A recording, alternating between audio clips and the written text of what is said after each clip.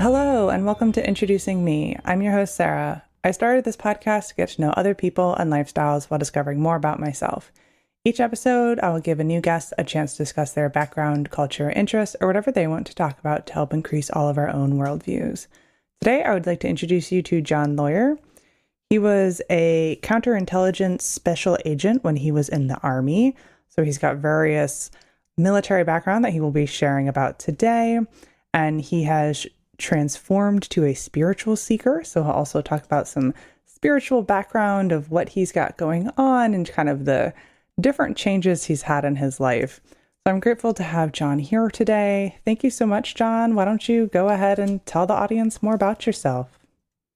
Yeah, Sarah, thank you for having me on the show. I really appreciate it. And I love the idea of increasing our worldview. I think that's such an important thing in today's world. And as far as me, I grew up in a small town in Oklahoma, and I knew that college wasn't for me. So I just joined the Army straight out of high school. It would have been about a year before 9/11 happened. And then by the time I got done with my training and all of that, I got to my permanent duty station about 6 months before 9/11. And then uh, obviously 9/11 happened and we were at war. And so I spent the next 12 out of 15 years of my first, part of my adult life in Kuwait, Iraq, Afghanistan, uh, on and off. And that was my life. Like you said, I was a counterintelligence special agent. I did counterterrorism, and I really loved my job. I was a believer. I was a kind of idealistic youth and believed in what we were doing. And I was very passionate about succeeding and trying to be the best, and kind of threw myself into that. And it's kind of one of those situations where we were at war, so it was easy to get deep into it and to just keep doing that. And I got to a point where I had the option of coming home after I got out of the Army, and I decided just to be a civilian and do the same thing. And I still could have come home, but it was kind of a choice between going to Washington, D.C. and living in the Beltway and working in a cubicle, or, fighting traffic twice a day on the, on the highway, or just staying overseas and doing something that was kind of exciting and that I like doing. And so it's all I knew. So that's what I did. And uh, interestingly, my wife had a very similar job to me, and we actually did this together. So we were actually always together during most of these deployments and time overseas. So that's kind of how it started out, and and where I kind of got my uh, it was my whole life experience was like 110 hours a week, 7 days a week, just doing this job. And it's one of those situations where you're kind of in it. You don't realize that you're in it. Like you're in this pot of boiling water and you're like, I don't realize I'm in a pot of boiling water. So that was kind of my experience to start out with as a youth.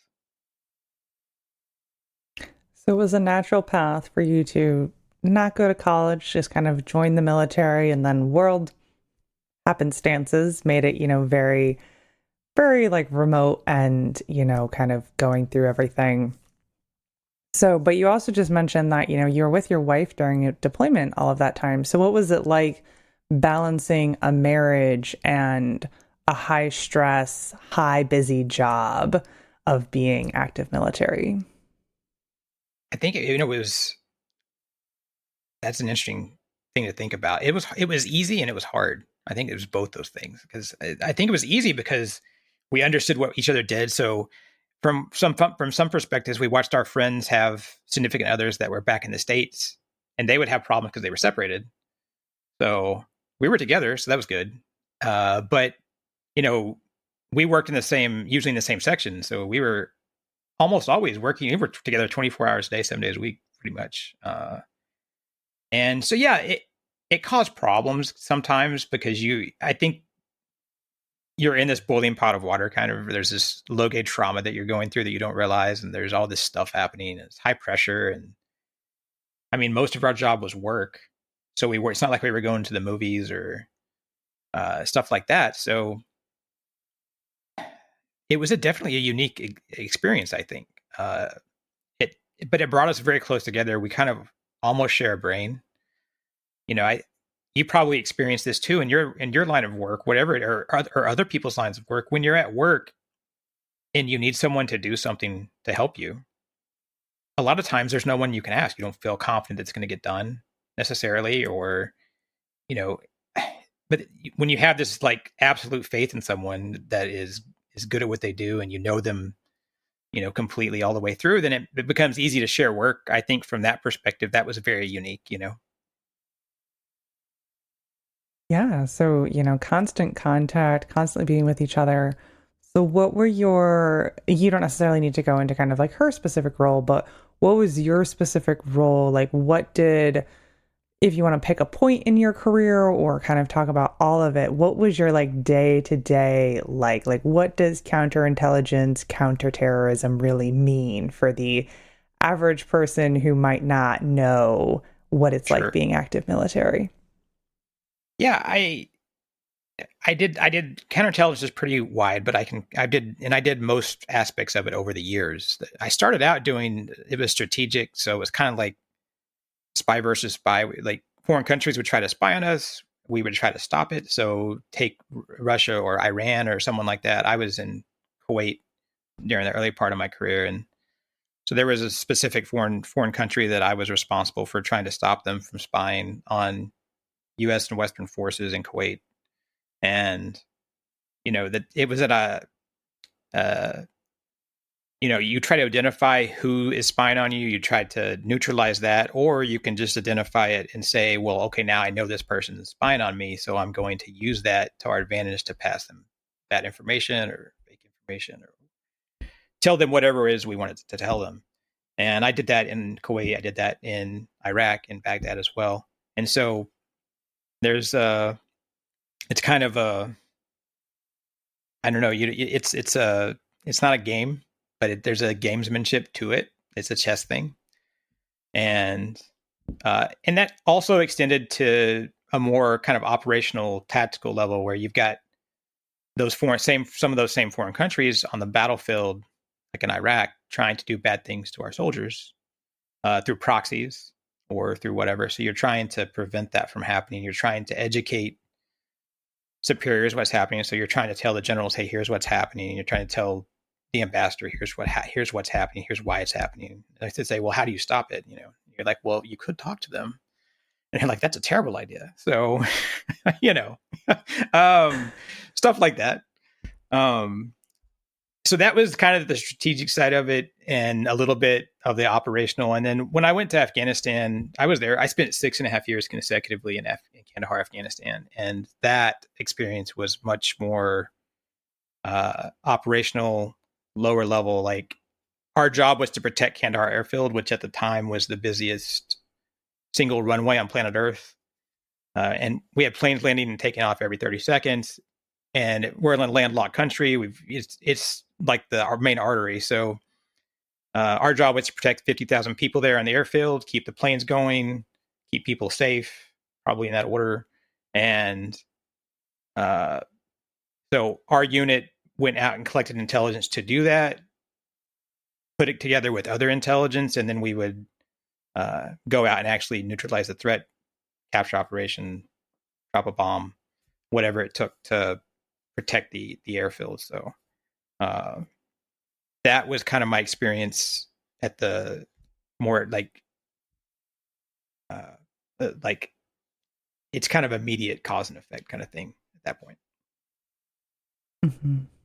And so then these various countries that you were stationed in and being in Afghanistan for a number of years, were you mostly just kind of like on a military base with your fellow service people, or were you also like experiencing the culture of the people who are native to those countries? Yeah, I both. I was on a military base in Kuwait. I lived on base for part of the time. I also lived down like in Kuwait City on the economy. Uh, I worked at the embassy part time, and they would give housing to us, and so I got to live out amongst the Kuwaitis in the and the third country nationals that lived there. And so that was an interesting experience, actually being able to, I got to wear civilian clothes. And that's part of the thing about being counterintelligence. I usually got to dress in civilian clothes and all that kind of stuff. So that was a kind of a different experience as a soldier than a lot of people. And I got to go out in the desert and talk to people. And, our whole job is to get to know people, try to get them to tell us things, even friends, even talk to friendly countries and try to get them to give us information. And so, yeah, I spent a lot of time in Kuwait and in malls and hotels and kind of shadier parts of the city, and just trying to do the thing. And in Baghdad, I didn't get out as much. I got out some, but that was more just traveling to and from places. Sometimes we would go meet Iraqis at like a ministry or a place. So I did get out, but in Iraq it was much different. It was a much more hostile environment. And so that was kind of my experience there. And in Afghanistan, I spent the biggest part of my time was on Kandahar field on base most of the time, because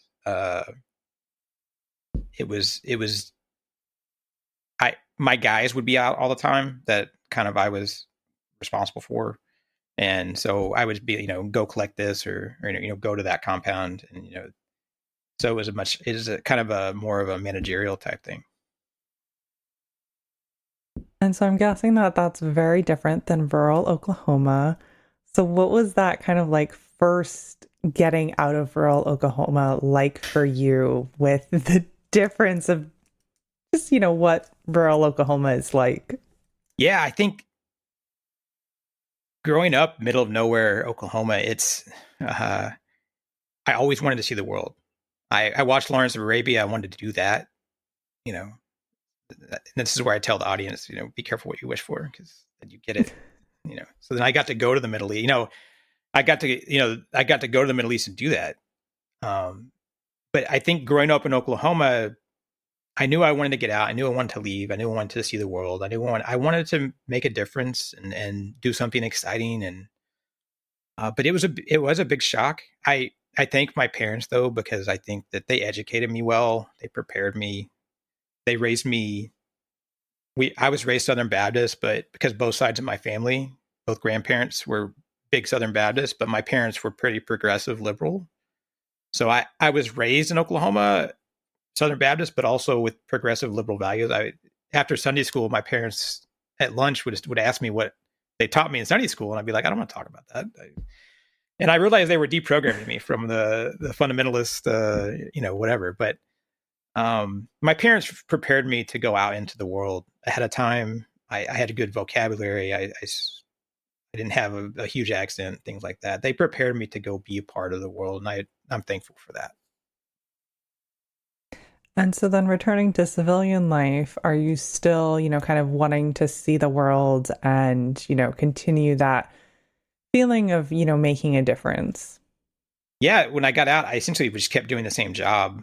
And so I would, people don't talk about this a lot, but you get addicted to war, just like you get addicted to professional athletes or extreme sports or anybody that's completely and wholly dedicated to their craft, right? You get addicted to that.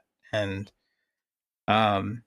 Sebastian Junger, actually, he's a pretty high level journalist. He actually has a main level TED talk where he talks about the aspects of being addicted to war. And actually, I don't know if you've ever seen Whiskey Tango Foxtrot with Tina Fey, but that actually deals pretty well with her being a journalist, being addicted to it. So I needed it. Like, I needed the rush of like being in helicopters and hearing planes and, oh, we've got to go get this guy right now. And like the excitement of it all. So yeah, I just had a need to keep doing it because that's kind of my identity, And so how have you been able to kind of keep having those feelings while being a civilian? Like, how did you kind of maintain a similar job and lifestyle when returning to civilian? Well, that I just stayed overseas as a civilian. Now that I'm home, after I came home to the US, I needed to get away. I needed to stop doing that. Like, I was burnt out. I mean, I think I lived the whole lifetime by the time I was like 35. So I needed to just be out of it, and I was completely fried. I had PTSD and anxiety and uh, OCD and depression. I had this whole buffet of things that was wrong with me.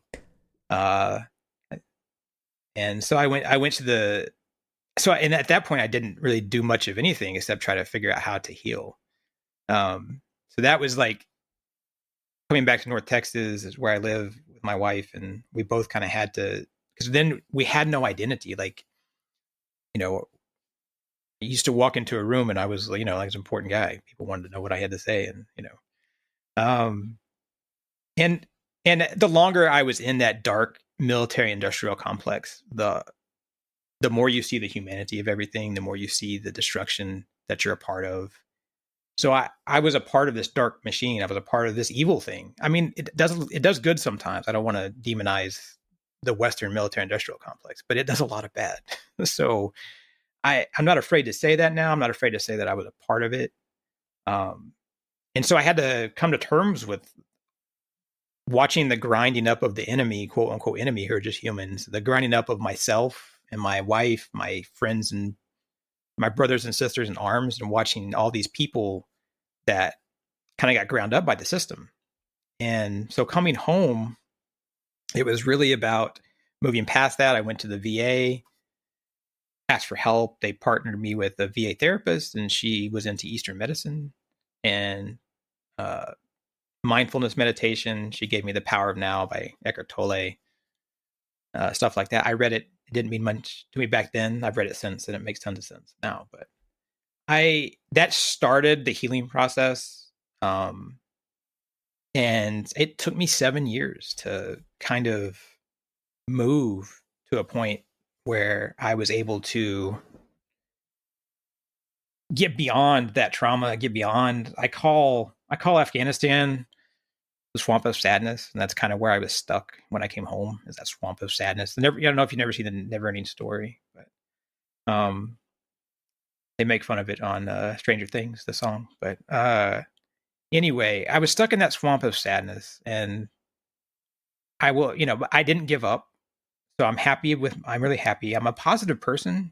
So even when I was going through all this stuff, I was still kind of positive, even though I was completely broken. Even in war, I was positive. I'm a pretty kind person. I think that helps sustain me because I never completely lost myself. I so I appreciate that about myself. And so that's kind of what I went through when I came home. It was just this healing journey that I was on. And was your wife going through a similar sort of healing journey at the same time, or was she kind of in a different mindset when you returned to the States? No, we were both pretty broken. Yeah, we're both pretty busted up. So she was going through her through the journey in her own way, and it was hard. I mean, there's a lot of when you have all those things wrong with you, and I have Gulf War syndrome physically. I have, and she had her shoulders messed up from the army, and so it's not just mental stuff. There's all this physical stuff that you're also dealing with, and so yeah, and you feel like it felt like we were never going to be okay. Like that's what it felt like. And so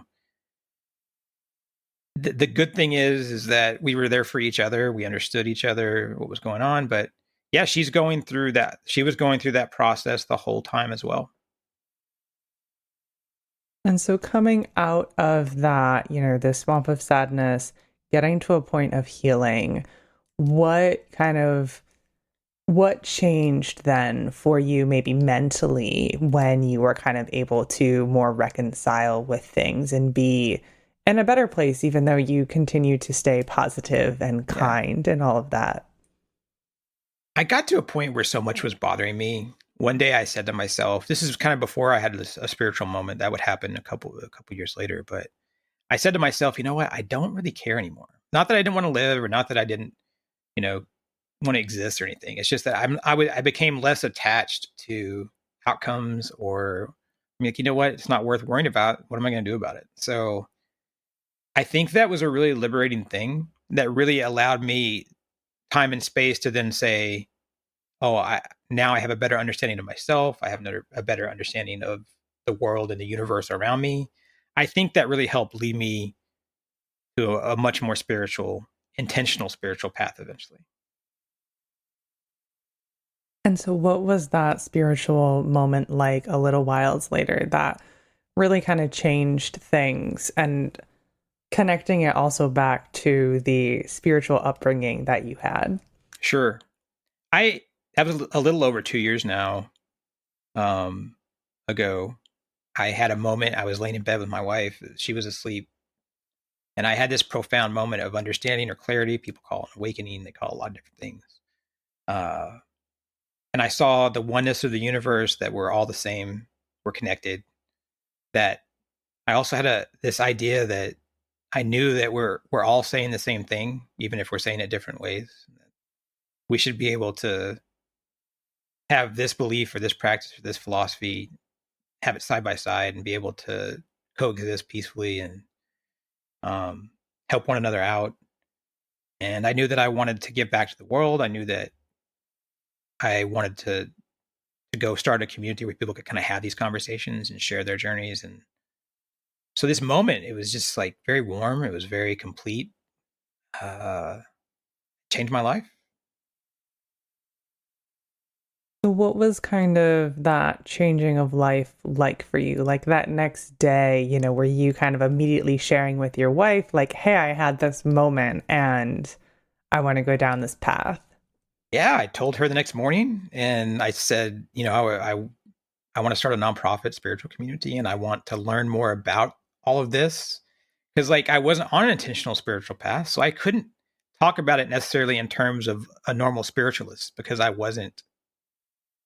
couldn't even told you about the mind and ego and what that meant in terms of spirituality, probably.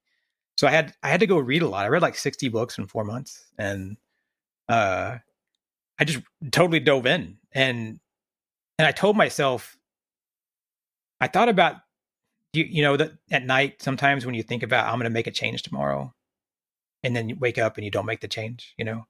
I told myself, you're going to do this. Like, you're going to keep doing this. You're not going to stop. And so I did. Not just that I was learning about spirituality so I could better communicate with people and better know myself. I did something every day to kind of make this spiritual nonprofit happen, and to try to make that idea a reality. So I kept with it every single day. And so, what was the process like to create a spiritual nonprofit?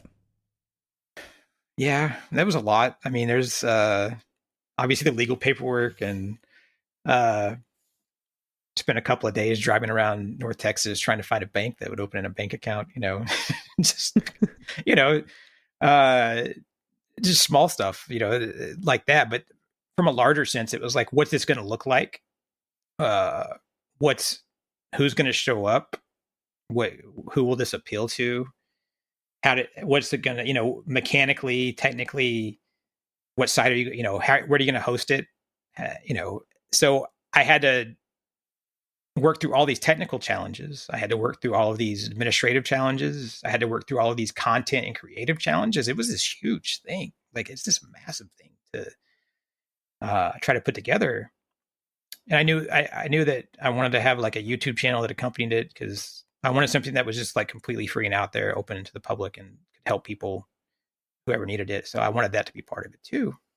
So, finding all that took months of work and notes, and finally found a hosted on Mighty Networks, and so it can kind of be a walled off community that didn't have trolls and ads, and it was just for people that wanted a calm and peaceful, safe place to be themselves, and come one, come all, come as you are, regardless of you're an atheist or a Muslim or a Christian or a Hindu or a Taoist. It doesn't matter. And so, what is the spiritual community like, and how do you, bridge the differences in different beliefs? As far as bridging beliefs, all we really ask for anybody is first of all, each individual path is going to be very unique and personal, and after that, all we're looking for is people that are open-minded and are open to others being empowered within themselves and walking their own path. And if we can accept that from one another, then we can all make that bridge. And so I think it's the mindset and approach and perspective that people come forward with. And also, we're very interested in that intersection between, spirituality, but we're not going to go live in a monastery in the foothills of the Himalayas, So if we're going to be in this real world, what does that intersection look like at the intersection of your spiritual path and this day-to-day reality that we all walk through? So I think that is where our community has some focus. We're also focused on the metaphysical, spiritual side of things, but it's also there's a practical aspect of living your life so that we can have a joyous existence and we can have time and space to be more spiritual. And, meditation, affirmations, we have journaling prompts, we have Zoom conversations, weekly Zoom calls, like roundtable where people can just talk, lightly moderated. And we have conversation prompts every day where people, we bring a subject out and say, let's talk about it, and people can watch and lurk or they can participate, it's whatever they want. So that's kind of the idea of the flow of it.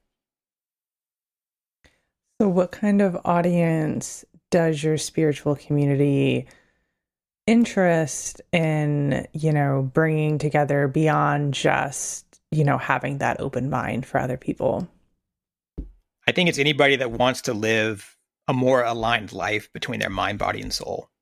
It could be a driven professional. It could be a stay-at-home parent. I appreciate that everyone's going to approach it from their own unique perspective. And so my goal as someone that's a guide, I'm just there to help you help yourself to find that wholeness inside. So I was a driven professional, so I can relate to that. At least I can communicate with that. I'm also a stay-at-home. I work from home now. I very much a homebody, so I can relate to that aspect of people as well. And so I think it's about people living in the life that they want to live. We're very much interested in how people understand and know what their higher purpose is, their dharma. Like, do you know what your purpose in life is? Because I think it's unique to each of us. And if you don't know, can you find out? And once you find out, how is that purpose aligned with your daily life? How's it aligned with your job and your vocation? Are you living your values? Are you living your beliefs? Are you living who you want to be versus who society wants you to be? Asking those questions, because if we have self-love, if we have self-care, suddenly everyone around us is going to be better off because we're lifting up ourselves, we're lifting up the world around us, right? So that's kind of the idea that we bring forth for people. And then are you predominantly an online community that you're connecting in an online space, or are you also able to be in person connecting in the real world?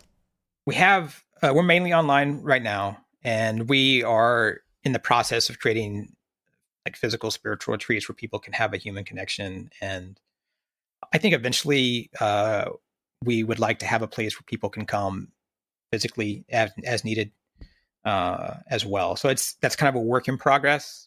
And the spiritual retreat aspect of it is something that's kind of like a medium term goal of ours. We've already done one as a test to see if it would work. It did.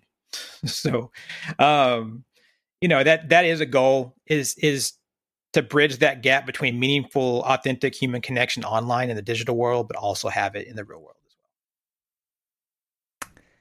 And from maybe like a technical standpoint, because I think a lot of people even struggle still today to have those meaningful connections online, virtually. How do you find strength in those connections online? That's a great question. I think you have to be a little vulnerable. You have to open yourself up. I think that I talk about being open to the universe. You have to open yourself up a little bit, and you have to be open to giving a little bit. You have to definitely be open to receiving what the universe is sending your way. And I think with that mindset, you don't even have to participate. You can just see what other people are talking about. And then eventually maybe you're comfortable enough and have enough confidence to then reach out and find your voice, find what you want to say, what you want to ask. Because I call myself a guide. I'm as much a student as I am a teacher. Because I'm still finding my own way. I don't think that the ultimate answer exists. I think the why matters. So that's kind of what I would tell people is you have to kind of be open a little bit, and you have to kind of want to move with the change of the universe. Change is the kind of, I don't believe in absolutes, but I think change is that only universal absolute that does exist. It's always in motion. It's always changing. So what can we do to kind of embrace that rhythm of the universe? Definitely. And so you mentioned how you're a guide and you're also still learning. So do you have additional guides within the community to help others, or is it kind of all cohesive? Like what's kind of I guess the makeup per se of the community? Sure. Yeah, I'm probably the face of the community, but my wife's a co-founder. Another friend of ours that we met in Afghanistan, who was from the Balkans and knows war herself and knows strife. She's also a founder, and they're both guides as well. And I'm a certified professional. I went and got my certified professional coach through the ICF, and just to add bona fides and credibility. And so, yeah, it's a joint process. And then I think there's also personal connections people make with one another. And I think that aspect is important because that's what community is about, is finding people who resonate most with you and saying, oh, that person and myself, we resonate. So let's see what's there. And since the co-founders are all previous service members, do you find that that is also a basis within your community, or is there variety in that? There's variety there. We don't focus on veterans. We have some other people that have served as well that are in the community, but it's not necessarily something that we focus on at all. It's kind of come as you are. We don't see any trauma being better or worse than other trauma. It's all different, and it's all our own. Just like my experience in the military was much different than someone who was in an IED explosion and something like that, So like it's all very different experience. So I think that anyone can benefit from kind of this openness and this process. Yes, and the openness and all of this, as you speak about all of your experiences, is definitely coming through. And the work that you've done spiritually and mentally and professionally seems to have landed you in such a good place. Do you continue to still have moments of PTSD or of trauma, even though you've kind of gone on this spiritual path? I love that question. No one ever asked that, by the way. Like I think I've been on 40 podcasts. I don't think anyone's ever asked me that question. So I love that question. And the answer is absolutely unequivocally yes. I still have, I had my awakening moment. I saw my connection with the universe. It was a very enlightening experience. I saw the divine or myself or whatever you want to call it. People call it different things. The Brahman or the Tao or Christ consciousness. But that doesn't mean that I don't still occupy this human body. I am not completely separated from all those things in the past. I've tried to not have attachments to it. I've tried to forgive myself and others, to try to not have judgment of myself and others, let go of my past. But the past is still part of who I am. There's still moments where I have hypervigilance. I don't feel safe, here in my human existence. And it's something that I think is a part of me. I'm okay with it. I think acceptance. I think when people talk about letting go of the past and healing through traumas, I think acceptance is this big thing, because then we know it's part of us and we're okay with it. And I think that helps us move beyond it, even if it's still, we've taken it from this big giant crate down to a carry-on or down to a, this is something that we keep in our pocket. It's still there. So if that makes sense. Yeah, I think it does. The past is always going to be part of who you are, and it can define you in different ways. And it's clearly, brought you to where you are today. that, it's not something you can completely let go of. But I think talking about acceptance is definitely an important part of that process. Yeah. No, I think letting go, acceptance, that we spend a lot of time on that. I spend a lot of time that in the community perspective, but I do individual spiritual guidance and coaching as well. And I'd say a lot of that acceptance, letting go is a big part of, I think, each person's journey, regardless of what your background is. I think there's wisdom in that on most people's journey. And so when you talk about spiritual coaching and different people's journeys, and all of the reading that you did, to, learning and get to where you are, what is it like, coaching people with different religious backgrounds or different spiritual beliefs? How are you kind of able to connect those different things in a way that you don't say like have a bias towards one religion or something else? I think being a universalist and an omnist is like who I am. It's kind of baked into my DNA now after I kind of had my moment. So I really respect all these different viewpoints. And so it, for me, it's easy because I believe that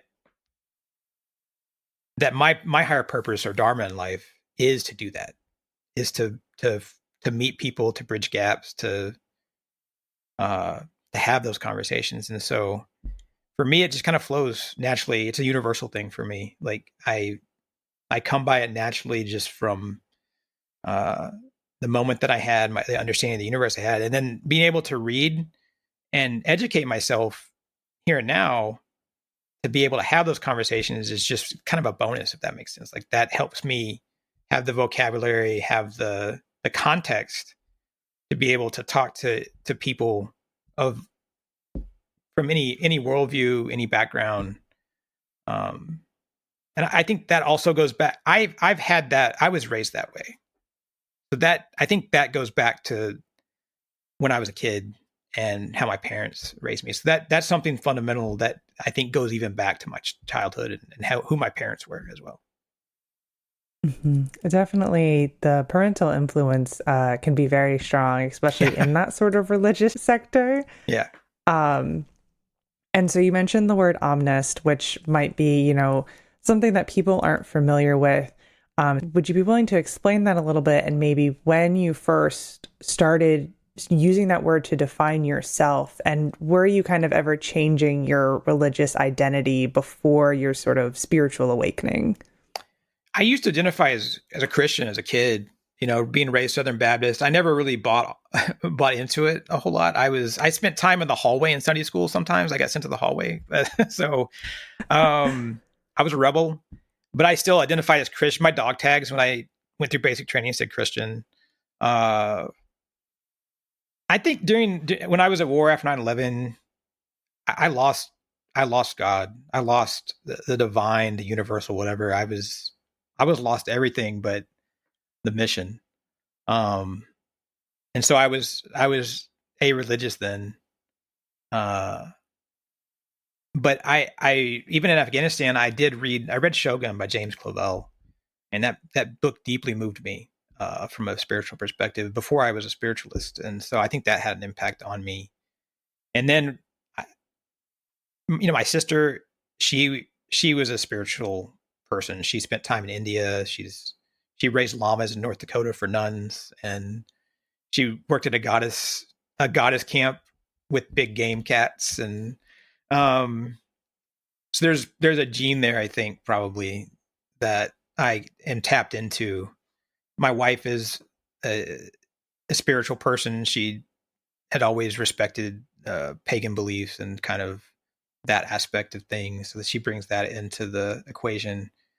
But she's very universal as well. And so I think when I had my moment, part of my moment that I had, this awakening or whatever, this understanding, was universalism, omnism. And omnism is just essentially universalism. It's the same thing, having this view that everything's valid, whether it's this philosophy or this religion or this spiritual construct, science or atheism, whatever. It's all, believe what you want because it's probably right.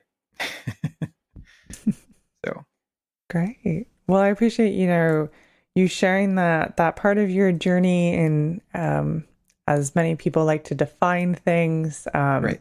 And, sharing that, definition as, always learning and always learning new things.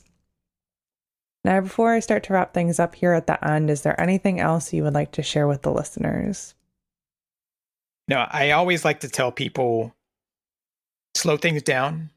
You have more time than you think that you do. There's a lot of hours in the day.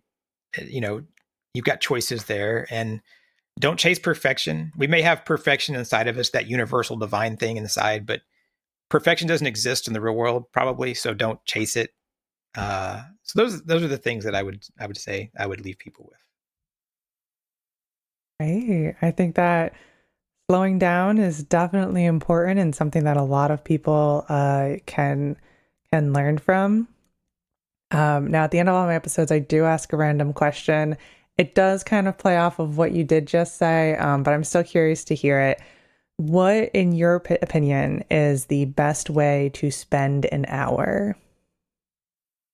That's a great question.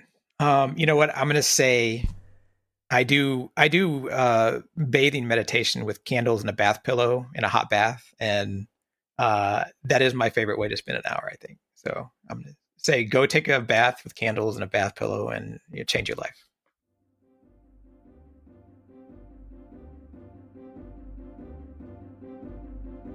All right, that brings this episode to a close. So, of course, if you would like to connect with John's nonprofit, I will be leaving the website and the YouTube channel that he mentioned in the description. So feel free to go learn more and check both of those out. If you would like to connect with the podcast, our website is in the description as well. That brings you to all of our past episodes, which includes some other veterans and other great stories, other religious stories, along with many other topics. And of course, also brings you to our social media. We are on Instagram, Facebook, and LinkedIn, so support of those pages is always appreciated. And if you would like to be a guest on the podcast, my email is in the description. That is always the best way to reach out and connect with me. And if you would like to support the podcast monetarily, there is a link to do that as well. So thank you so much, John, for spending time with me today, and to my listeners for taking the time out of your day to hear a new story. Until next time, bye. Goodbye.